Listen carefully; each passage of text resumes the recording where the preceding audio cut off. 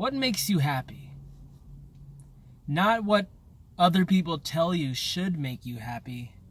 Not what society tells you what should make you happy. Not your parents. Not your girlfriend. Not your boss. Not anyone. What makes you happy? This is perhaps the most important question anyone could ever ask themselves, yet 90% of people never really know the answer. Never ask themselves. There's an epidemic going on in the world right now, where everyone has somewhere to go, someone to meet, things to do, but they never take the time to get to know themselves. Know thyself. What makes you happy? If you can't be happy, what's the point? Why are you here? If you don't know what makes you happy, how can you have a direction? How can you have goals?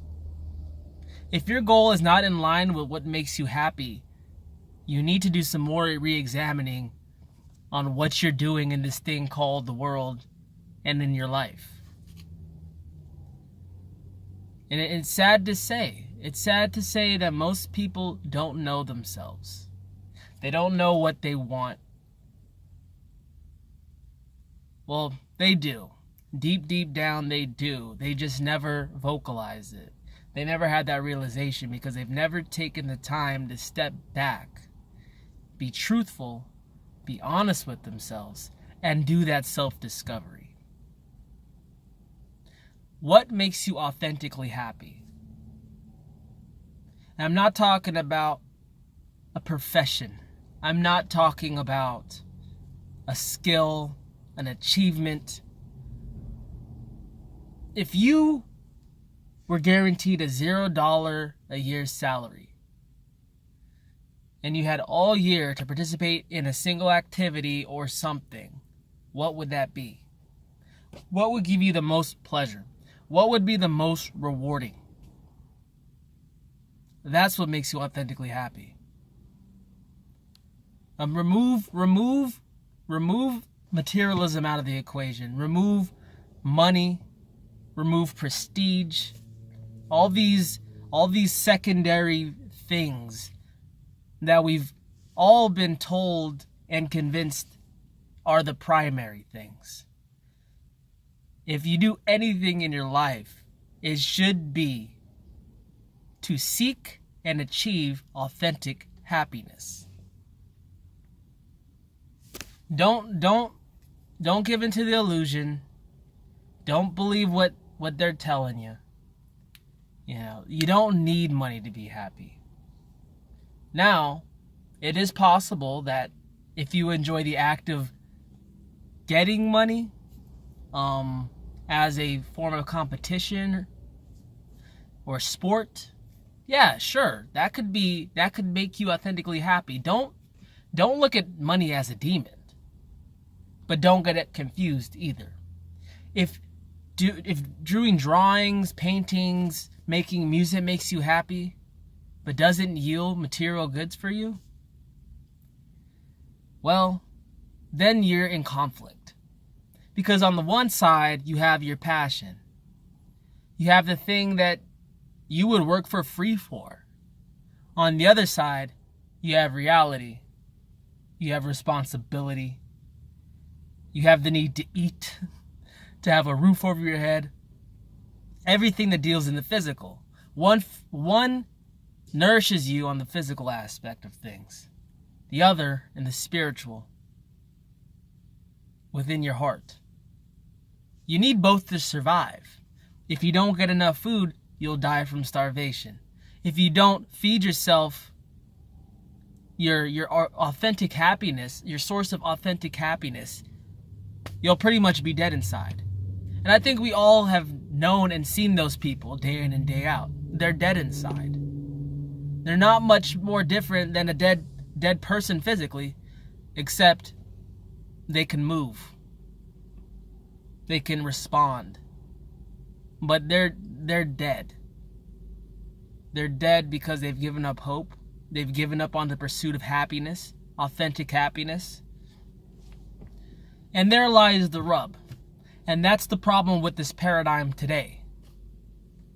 People are essentially forced to pick one or the other, because the things that historically make people the most satisfied and the most fulfilled have no economic value in today's paradigm. And that's the problem. People are being forced.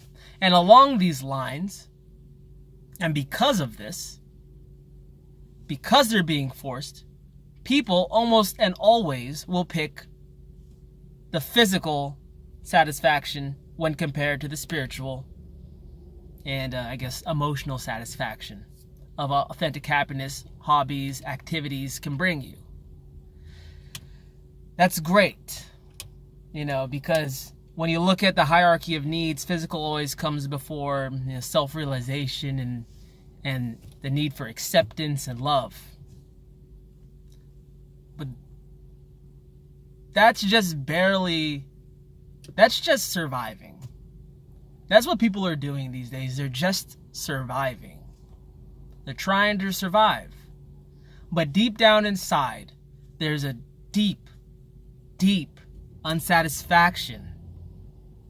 Now, you can be someone who's very lucky. This is probably the 1% of people out there in the workforce.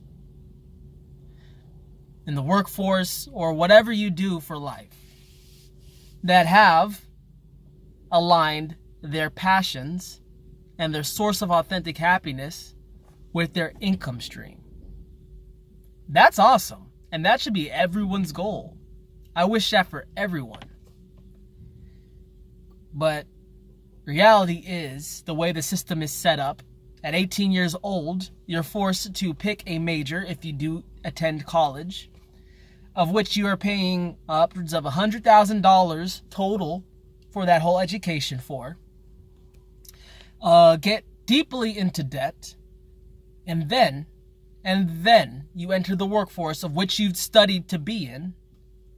And at that point, you decide if that career makes you happy or not. Problem is, who out here knew what they want to do when they're 18? What are the chances that out of all the jobs in the world, 18-year-old you was correct and emotionally intelligent enough to look inside yourself and sort through all the job options and pick the one that you happen to study? And on top of that, you don't even get into all the places you apply to, right? So it's kind of a luck of a draw. And if you didn't go to college, your choices are even more narrowed down, because not only are you limited to how emotionally intelligent you are to really look at yourself, evaluate yourself and your interests, but you're even more confined to your lack of education. And nowadays you gotta have a college degree just to go to the bathroom out here. So scrap all that. Doesn't work. It's not gonna work. This is old world thinking. The only thing that ever matters is your authentic happiness. Your goal should be, how can I make money in a way that allows me to enjoy the activity that makes me happy? And do everything you can to make that happen. That is the only way. That is the only way. And the only thing anyone should ever be trying to achieve. This whole thing with working for 30 years and hopefully one day retiring to do the things that you love, you could have been doing them the whole time. Only problem is, you either one, did not know yourself enough to know what you actually wanted, or two, didn't have the courage to do so. You don't want to be that person. And if you're on this channel, I don't think you will be. It's going to take some time and some soul searching and some courage. Because breaking the norms aren't easy. But ask yourself this. Do you want to be the person who wakes up one day, looks in the mirror, and doesn't know where your 30 years went, how you got so old, and most importantly, you weren't even happy. You weren't happy then, and you definitely aren't happy now. So, that's all I got. Thanks for listening. Like, subscribe. I really appreciate you guys. Talk to you next time. Bye.